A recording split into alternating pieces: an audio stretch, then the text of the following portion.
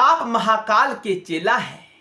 महाकाल यानी कालों के काल, जो काल के ऊपर शासन करते हैं, वह आपके महाकाल हैं। क्या आप उन्हीं महाकाल की भक्ति करते हो? यदि हां, तो कुछ नियम हैं जिनका पालन आपको अवश्य करना चाहिए, ताकि कालों के काल महाकाल के चेला आप बनकर रह सकें। आपको उस महाशक्ति में, उस अनादि शक्ति में, उस शक्ति में जो आदि मध्य अंत से रहित है, उसमें स्थित होना है, यानी आत्मा में स्थित होना है। तो आपको कुछ नियम अपने जीवन में मानने पड़ेंगे। चैनल पर नए आए हैं तो सब्सक्राइब अवश्य करना। पहला नियम है स्वयं को देखना।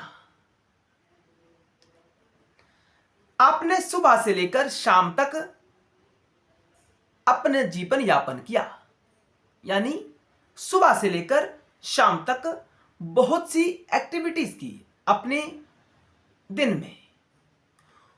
उनको देखना, उनकी जांच करना, उनकी पड़ताल करना कि सुबह से लेकर शाम तक मैंने क्या किया। ऐसा कौन सा कार्य किया जो मुझे शिव से दूर लेकर जा रहा है, और ऐसा कौन सा कार्य किया जो मुझे शिव के करीब लेकर गया। जब हम अपना असेसमेंट स्वयं करना आरंभ कर देते हैं, तो हमें किसी गुरु की आवश्यकता नहीं रहती है। हम स्वयं ही खुद का गुरु बन सकते हैं। हम किसको फॉलो कर रहे हैं? हम किसे फॉलो कर रहे हैं? हम शंकर जी को फॉलो कर रहे हैं, जो विश्व के गुरु हैं। सभी गुरु शंकर जी से सीखते हैं। शंकर उनको प्रत्यक्ष रूप से सिखाए या ना सिखाए, लेकिन जो शंकर जी के महावाक्य हैं,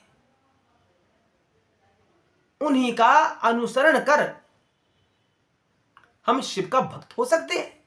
कालों के काल महाकाल। दूसरा नियम एक दृष्टि। हम अभी हमारी सबकी दो आंखें हैं। दो आंखें इस बात का प्रतीक है कि हम कभी ऐसा सोचते हैं, कभी वैसा सोचते हैं। हम अच्छा बुरा देखते हैं, लेकिन इन दो आंखों के मध्य एक तीसरी आंख होती है, जो प्राय सोई हुई होती है। उसे कहते हैं समता की आंख। सभी को एक दृष्टि से देखना। शिव भक्त को चाहिए कि वह कभी ये ना देखे कि वह मंत्री है तो मुझे उसका सम्मान करना चाहिए, या कोई निर्धन है, कोई साधारण व्यक्ति है तो मुझे उसका अपमान कर देना चाहिए। शिव भक्त ऐसा नहीं सोचता। शिव भक्त कहता है, चाहे मेरे सामने कोई बड़ा व्यक्ति आ जाए या कोई साधारण व्यक्ति आए, मैं समदृष्टि से दोनों के प्रति अपना भाव प्रकट करूंगा। इस शिव भक्त होना और शिव भक्त होकर शिव भक्त बने रहना, इसके लिए बहुत आवश्यक है एक दृष्टि। देख देख कर बात नहीं करनी चाहिए। शिव भक्त ऐसा नहीं करता। शिव भक्त का सरल स्वभाव होता है। सरलता यानी जो मूल्यांकन उसने निर्धन व्यक्ति का किया, वही मूल्यांकन उसने धनवान व्यक्ति का किया। उसने धनवान को देखकर ऐसा नहीं कहा कि तुम ठीक हो, चाहे वो गलती कर रहा है, वो ऐसा नहीं कहता कि तुम ठीक हो, वो उसे गलत कहता है कि तुम्हारी गलती है। इस ज्ञान में हमें स्थित होना चाहिए। अगला नियम है निष्काम। शंकर की भक्ति करो, पहले से बढ़कर करो। हमारा तो यही कहना है कि खूब भक्ति करो। सुबह शाम उठते बैठते चलते फिरते किसी भी स्थिति में शंकर जी की भक्ति करो। ओम नमः शिवाय इस मंत्र का जाप करो। हम तो ये कहते हैं, लेकिन इसके बदले में कुछ मांगना नहीं चाहिए। कोई इच्छा नहीं, बिना इच्छा के निष्काम, कोई कामना की पूर्ति नहीं चाहिए। हे शंकर, मेरा भीतर का जो आपका स्वभाव है वह जागृत हो जाए, मैं यही चाहता हूं। मुझे और कुछ नहीं चाहिए, तुच्छ भोग मुझे नहीं चाहिए। ऐसा शिव भक्त को कामना करनी चाहिए, केवल इतनी कामना कि मैं शंकर से जुड़ा रहूं, बस। भोगों की कामना नहीं करनी चाहिए, यानी उसे शंकर जी की भक्ति निष्काम करनी चाहिए। तभी आप शंकर जी के भक्त बनकर रह सकते हैं, अन्यथा आप शिव से दूर हो जाएंगे। अगला नियम है दिखावट से दूर। आप जो हो वैसा बनकर रहो, जो आप नहीं हो वह बनने का प्रयास मत करो।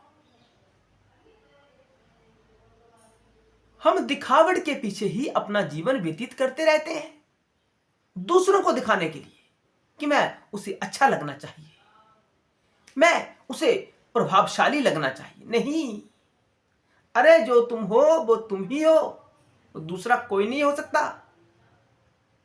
इस भाव में रहें, दिखावट से बाहर आए। अगला नियम है ऋण। कभी जीवन में ऋण मत लेना। जो आपके पास है उसी से निर्वाह करना और शंकर जी की भक्ति करना। मैं दावे के साथ कहता हूं, आपको आवश्यकता ही नहीं पड़ेगी कि आपको ऋण लेना पड़े। सच्चे भाव से, सुच्चे भाव से शंकर जी की आराधना करते रहें, बस।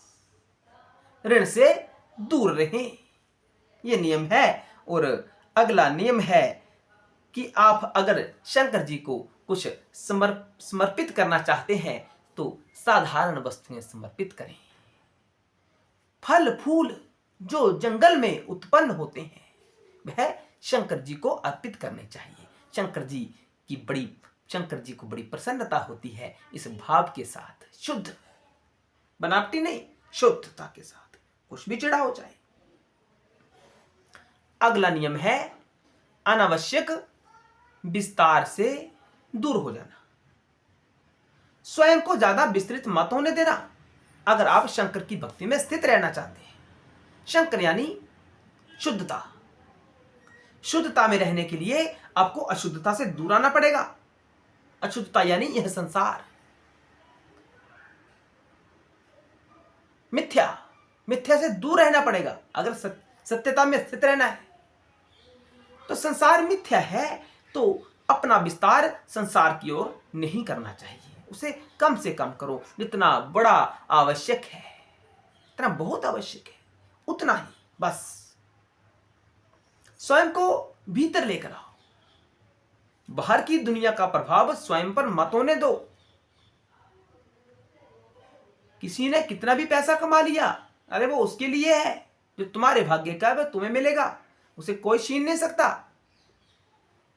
अनावश्यक प्रयास मत करना जीवन में। अगर आप शंकर जी के भक्त बनना चाहते हैं, अगर भक्त हैं तो भक्त बने रहना चाहते हैं, तो आपको इन नियमों का पालन अवश्य करना है। बड़ा गंभीर विषय है। स्वयं को साधारण बनाओ, सिंपल।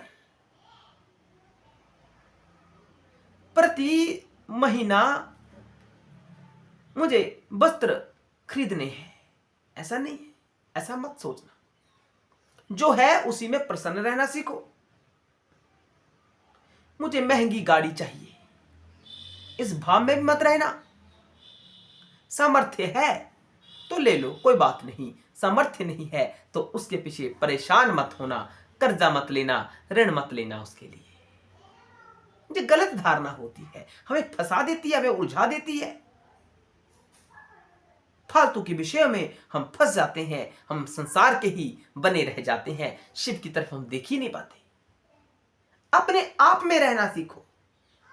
बाहर क्या हो रहा है प्रवाह मत करो, भीतर प्रसन्न रहना सीखो, अपने स्वभाव में रहना सीखो, अपने चैतन्य में रहना सीखो। चैतन्य ही आत्मा है और आत्मा ही परमात्मा है। दोनों तत्वों में कोई भेद नहीं है, भेद हमारी अज्ञानता का ही है। ये सार है। सारे वेद पुराण उपनिषद पढ़ लो, सबका सार यही है कि ब्रह्म सत्य जगत मिथ्या। जो जगत है ये मिथ्या है, ये हमारे द्वारा बनाई गई झूठी अवधारणाएं है, इससे बचो। केवल शिव ही सत्य है और सत्य ही शिव है। दूसरा कोई सत्य नहीं है। अन्य शिव की अभिव्यक्तियां हैं जो शिव की माया शक्ति से अस्तित्व में आती हैं। शिव की माया शक्ति से, माया शक्ति किसकी है? शंकर की है। शिव शक्तिमान है, शक्ति के ऊपर शासन करते हैं, इसलिए वह शक्तिमान है। हर हर महादेव, जय भोलेनाथ, जय शिव शंकर।